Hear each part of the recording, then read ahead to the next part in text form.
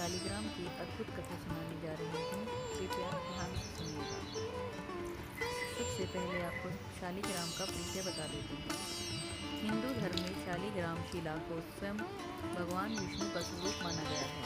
यह शालिग्राम नेपाल के गंडकी नदी में पाए जाते हैं। मान्यता है कि जिस घर में शालिग्राम की पूजा होती है वहाँ लक्ष्मी का सदावास रहता है और कभी भी दरिद्रता नहीं आती है।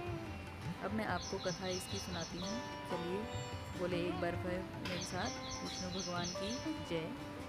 तुलसी और शंखचूड़ की यह कथा है, सुनिएगा।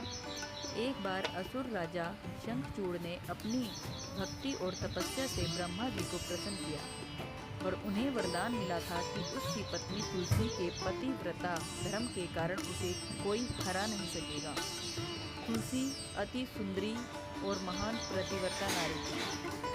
उनके कारण शंखचूड़ को कोई देव, दानव या असुर मार नहीं सकता था। देवताओं ने यह संकट देखा और भगवान विष्णु से प्रार्थना की।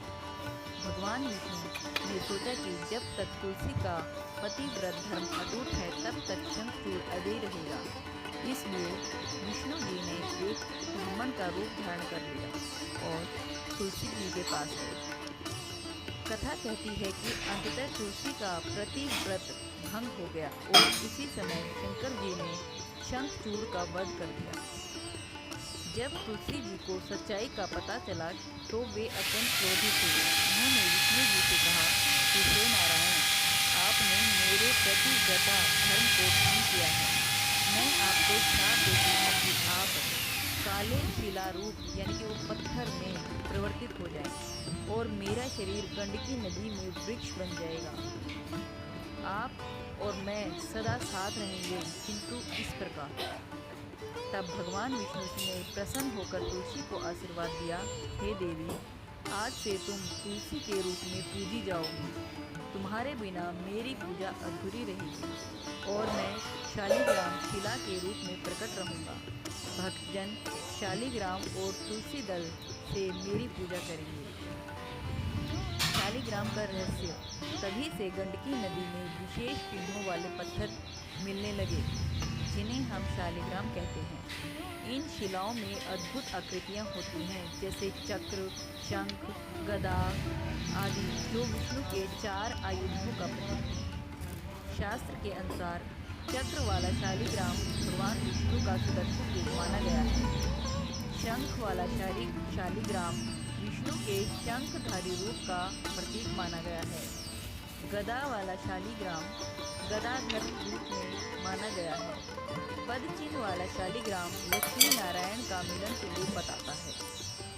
शालिग्राम पूजन का महत्व बताती हूँ। अब मैं आपको, मान्यता है कि शालिग्राम की पूजा करने से घर में कभी भी दरिद्रता नहीं आती है। पितृदोष और ग्रह दोष समाप्त हो जाते हैं। विष्णु लक्ष्मी दोनों की कृपा प्राप्त होती है और तुलसी व शालिग्राम का संगम शिव पार्वती के संगम जैसा पवित्र माना जा गया है। एक और प्रसंग है इसी के साथ, गंडकी नदी की कथा। कहते हैं गंडकी नदी में जो कीट रहते हैं उन्हें वज्र कीट कहा जाता है। यह कीट शिलाओं को छेदते रहते हैं और उनके भीतर शंख जैसी आकृतियाँ बना देते हैं। यही शिलाएं बाद में शालिग्राम कहलाती हैं।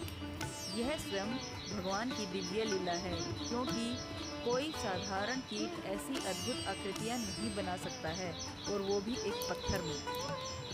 शालिग्राम की महिमा शास्त्रों के अनुसार स्कंद महापुराण में कहा गया है कि शालिग्राम की पूजा करने वाला मनुष्य विष्णु लोक को जाता है। पद्म महापुराण के अनुसार तुलसी दल और शालिग्राम की संयुक्त पूजा 1000 यज्ञ करने से भी श्रेष्ठ होती है। शालिग्राम बिना तुलसी के अधूरा है और तुलसी बिना शालिग्राम अधूरा है। इस प्रकार शालिग्राम की कथा हमें यह संदेश देती है कि भक्ति, श्रद्धा और पतिव्रता का कितना बड़ा महत्व है।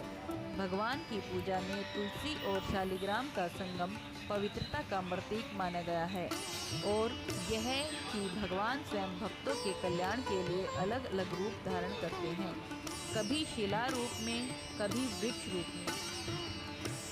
धन्यवाद। ये थी आपकी शालिग्राम की कथा।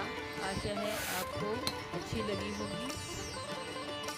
कर्पूर गौरम करुणावतारम संसार सारम भुजगेंद्रहारम सदा वसंतम हृदयार वंदे भवम भवानी सहितम नमामि। इस मंत्र के द्वारा शिव जी की स्तुति की जाती है। इस मंत्र का अर्थ है कर्पूर गौरम, जिनका कर्पूर के समान गौरव पूर्ण है। करुणावतारम, जो साक्षात्कार करुणा के स्वामी हैं। संसार सारम, जो सारी ही सृष्टि के सार हैं। भुजगेंद्र हारम, सांप को जिन्होंने हार के रूप में गले में धारण किए हुए हैं। सदा वसंतम हृदयाविंदे भवम भवानी सहितम नमामि। इसका अर्थ है मैं उन शिव व पार्वती से प्रार्थना करता हूँ कि वो मेरे हृदय में सदा निवास करे। मैं आपको नमन करता हूँ। ओम नमः शिवाय। मेरे साथ